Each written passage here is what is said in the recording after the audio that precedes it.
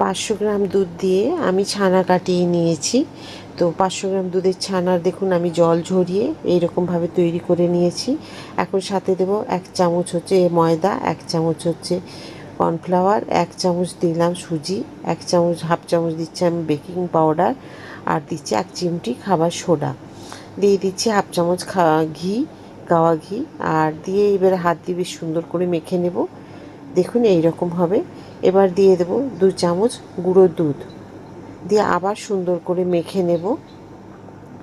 মেখে নিয়ে আর দেখুন এরকমভাবে দিয়ে একটা ঢাকা দিয়ে রেখে দেবো। একটু চিনি আর একটু গুড় দিয়ে আজকে আমি রসটা করব মিষ্টি। তার মধ্যে দিয়ে দিয়েছি এলাচ, দেখুন দুটো এলাচকে একটুখানি ছাড়িয়ে দিয়ে দিয়েছি।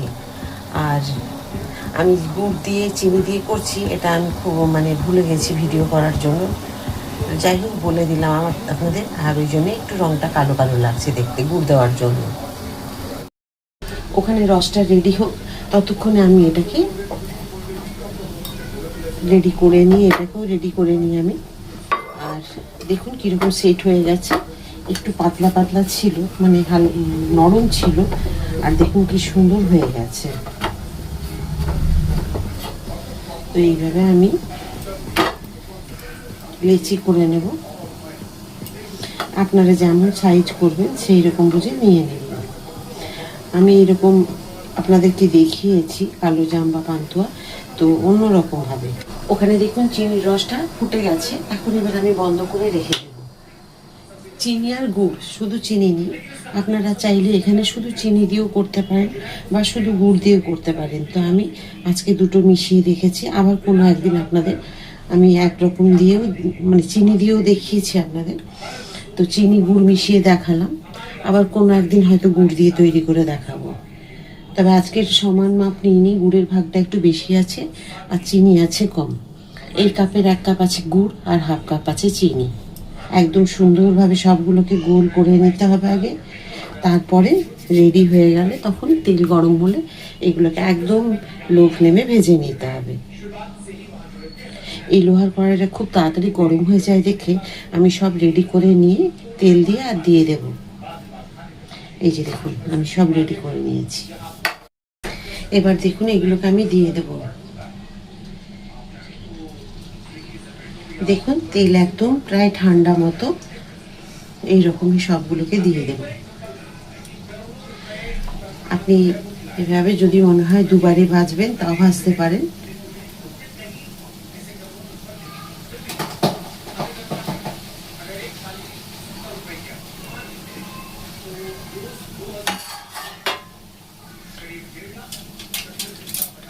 একবার এইভাবে ধরে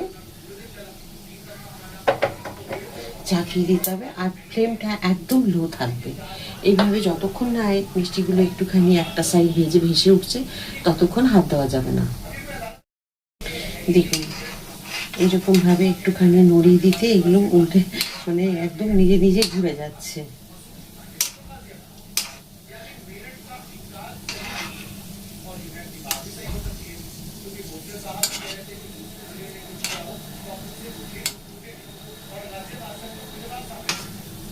আর কি সুন্দর ফুলে উঠেছে দেখুন। একদম ছোট্ট ছোট্ট করে করেছিলাম, আর দেখুন ফুলে কত বড় হয়ে গেছে।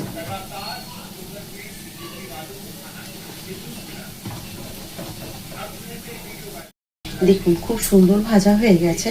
এখন এগুলো তুলে আমি একদম মিষ্টি রসে দিয়ে দেবো। তো আর একটু বেশি ভাজার দরকার নেই। আমি এগুলোকে তুলে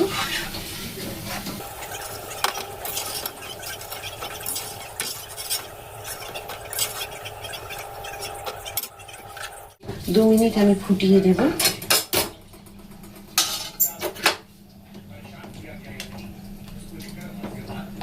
এইরকম রেখেছি, খুব যে 1 তার 2 তার করিনি, যেরকম মিষ্টির রসে মিষ্টি দিতে হয় ঠিক সেই রকম করেছি। এবারে 2 মিনিট ফুটিয়ে নেওয়ার পরে আমি এগুলোকে একদম রেখে দেব।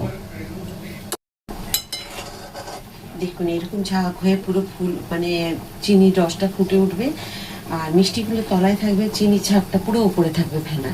তখন বুঝবেন বেশ সুন্দরভাবে মিষ্টির মধ্যে খুব ভালো মতো করে রসগুলো যাবে।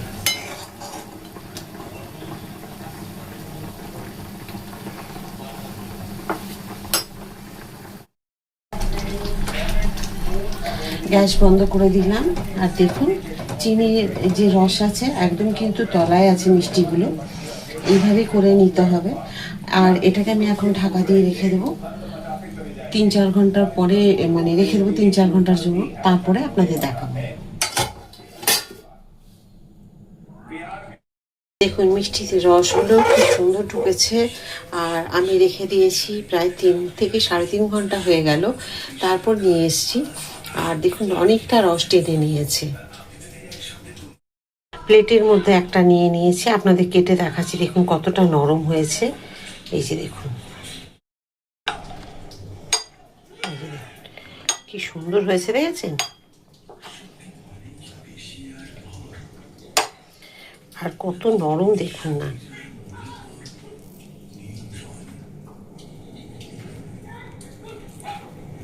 দেখুন এটা কেটে দেখাই, দেখুন কি সুন্দর হয়েছে।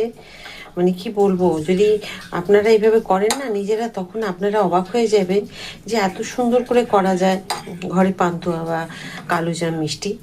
তো খুব সুন্দর হয়েছে, নরম তুলতুলে, একদম দোকানের মতো।